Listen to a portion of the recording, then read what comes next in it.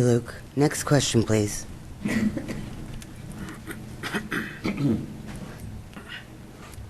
Hi, Mike Clamert, West 75, South 75, 16, Harbor Circle. Scott and Luke, thank you for recognizing that the Bring Back the Lake proposal as it was sort of a build it and they will come type of situation, and we appreciate that. Secondly, getting into Parkland Mall, if the opportunity, and of course most lawsuits are settled, but our current administration's philosophy seems to be there's nothing we can do about it because it's in litigation. That message comes through very clearly. Also, as both, I hope both of you had indicated, that we need to investigate it, work on settling it and stuff like that. If that opportunity presents itself, and I was involved with a group in the Bring Back the Lake thing, and we met with the developer too, and we saw a lot of information that suggested that maybe he would be open to some type of settlement. Now, the longer this goes on, don't know if that window will open or close, but what would you do as candidates to facilitate this process of settling the lawsuit? And even though both of you have said you don't want to really get into development, but if part of the settlement would be for the city to take control of the property for a while until it could induce development, what would your position be on that? Stay right there. That was a very long question, and I want to make sure they both have it. If you could just restate the two ultimate points at the end. Okay.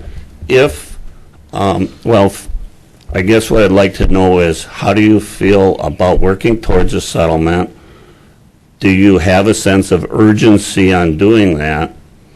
And if the opportunity, or if part of the settlement would make it necessary for the city to take control of the land until it could bring developers in, sort of as opposed to what you had just said with the other situation, but because this is a crisis, I'd like to know your positions on that. Okay, you good? Mm-hmm. Got it. And I believe it is Luke's turn. Mike, thanks for the question, and I believe everybody needs to be as educated on this as possible. There's documents out there everybody can look for themselves. If you want to contact me, I can provide them for you. Everybody should read up and know their history on this, know what we're facing, and I don't think there's anything more urgent than this lawsuit at this moment. Like I alluded to prior, all of our other plans, they are going to be affected by this. There's no question about it. I would work urgently, and I have heard the train of thought from other people that there's nothing we can do, we're in a lawsuit. Almost all lawsuits settle.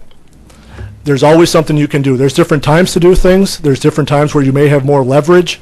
There's different times where you may look better than you look at certain other times, but you have to keep lines of communication open. You have to keep on talking to each other. And like I said, the personal issues that have arisen and grown over 10 years, I think that's going to make it hard for some people to do that. I have talked to the developer. I have talked to the city. And I do see areas that everybody agrees on that we can go one way or the other and get this taken care of. I'm just looking up the second. And, I realize your point where I would sound like playing both sides of the coin if I say, the city needs to take this property because it is a situation. The city is not in the business of owning land or developing property. That is true. There are certain instances where if it is for the greatest good of the city, which I believe everybody would think acquiring Parkland Mall would be, if we can hold it until we can dump it. We're not going to develop it.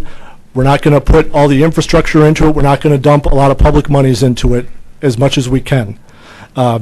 If it was part of the settlement, I would make the judgment call that it's so vital to the city, so important to its citizens, so important to the future of Muskego, that for a short period of time we could grab it until we found somebody to take it over properly.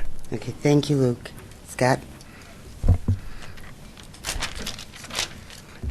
I too have spoke with Mr. Dyer on this situation, and lawsuits do get settled. The thing of it is that, you know, he has brought option upon option to the community over the last few years. And to my understanding, when I last spoke with him, he had some option out there that, you know, he would still be willing to settle some way, obviously at a cost to the citizens of Muskego. Again, I go back to when the opportunities arise and we have the opportunity to act on them, we should do so. If it makes sense for the community and there's a consensus among the people, and I hope I'm getting this message out, the consensus, and we can go and talk to people, we can make create vehicles to inform the community about what actions are possible, we need to do that. I do not have a history with Mr. Dyer. He was very open. I think we spoke for an hour and a half. He gave me some history, what's taken place. He showed me renditions of things. They were absolutely beautiful. And again, I'm not privy to all of the little details that have taken place over the years. And what was said by this party versus this party, what's taken place in that lawsuit, I'm not privy to all of the details that are within that, okay? Because I'll never know, we'll never know what's true and what's not true. But again, I think if the opportunity arises, we need to look at it serious and hard this time as a community. And if we want to invest in that and say that that is our downtown area and we're going to have it developed as such, not us, but at some point in the future be developed by somebody, that's the direction we need to go as a community. Again, it's the community's choice. It's not the mayor, it's not the common council, it's the people's. Thank you. Do we have another question?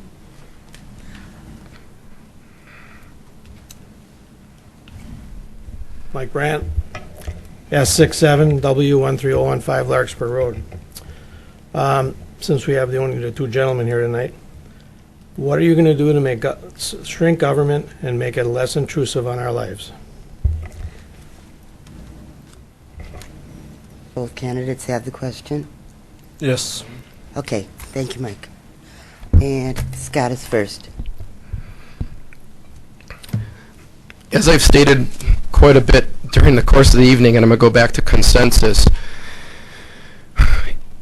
there are services that the city provides to the citizens with your money, okay?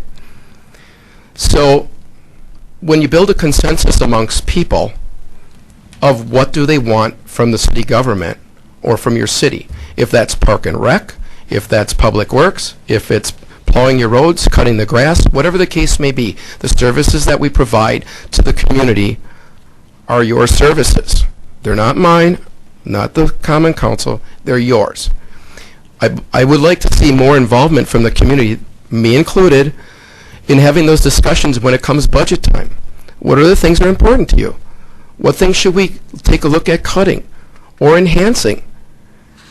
But without the people's input, it's not my responsibility to spend the money the way I see fit, it's the way you see fit. Less intrusive. I'm not exactly sure what you mean by less intrusive, but I'll give you an example. I was fortunate enough to save my pennies to build a new home. And I had to invest money on planning and this, that, and the other thing. The inspectors have a job to do. And sometimes I felt that they were intrusive in the inspection process. I asked questions, I asked what was necessary to do this job, to complete it, and it always seemed to be changing. I don't think that's right. I think people need to be told up front, this is the process, this is what you need to accomplish, and don't change the rules of the game halfway in between. That's only fair to all of us. If we know the rules of the game, we can follow the guidelines and get what we need to be done and be less intrusive, have the government less intrusive on our personal property or personal belongings. Thank you. Okay, Luke? I'll take the second part first. And it's simple. The less government there is, the less intrusive it's going to be. And I'll differ a little bit with Scott that I don't think that there isn't a need to cut anything. The citizens of Muskego expect and deserve certain services, and they expect and deserve a certain level of service. But government doesn't have to provide it. There's an approach called the Yellow Pages approach. If you open up a Yellow Pages and there's a section of companies in there that do things that government are doing, government shouldn't be doing it. Private companies can do it more efficiently. Private companies can do it more flexible. If you don't need them 1 month and you need them the next month, you can ramp up, you can ramp down. If you do it with the city, you have set costs no matter how busy they are, no matter if they don't have work to do or have a lot of work to do. You know, you have that set cost. I'm not saying that every single thing government does needs to be privatized. I'm not saying every single thing government does needs to be combined with other government entities and sharing services. What I am saying is that this is our money, it's your money, it's our kids' money. We owe it to everybody to make sure every dollar we spend is as wise as possible. And like I said, we don't have to privatize everything, but we owe it to the citizens to look at every single possibility and to see how we can deliver things. There's not just one way of doing something. And government is not the answer. Government exists at the will of the people to do what you want us to. And how we accomplish that, you know, we can reach a consensus on that, but again, we don't need to depend on government to provide every single thing in our lives. There's different ways to answer it. There's different ways to accomplish it, and like I said, a lot of it, at the end of the day, a lot of it may still remain, but you have to look at it, and you have to present the options saying this is how much it would cost to go a different direction. And if you want to, you do it, and if you don't, you stay with the status quo. But you have to have choices. Okay, thank you.